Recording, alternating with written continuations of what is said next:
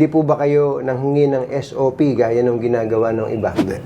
Hindi po ba kayo nagturo ng project na ang pinaboran ay kaibigan ninyo tapos Hindi. Binibigyan kayo ng sukli? Hindi. Hindi po. Hindi.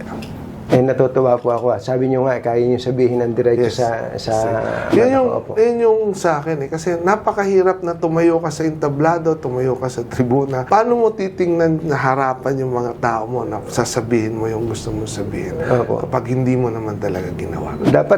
Dapat pala humami yung mga katulad ninyo. Kasi ang hirap kayang sabihin nun. Meron kasi mga tao na ang paniniwala ay ganito. Tatanggapin ko yung SOP, ba't ba hindi? Whether it's 10%, 15%, 20% of the total cost ng proyekto. Sasabihin nila, gagamitin ko rin naman to sa mabuti, pantutulong ko rin to sa mga nangangailangan. Ano po ang opinion nyo doon? The end kasi does not justify the means, para sa atin. Para sa akin, napakaraming form actually ng corruption kapag corruption ang pinag-uusapan. Opo. Yung pong mauna ka sa linya, Porque congressman ka, may nakapila, mauna ka sa linya. Para sa atin, it's a form of corruption na yun. Yung gagamitin mo yung position mo na gano'n.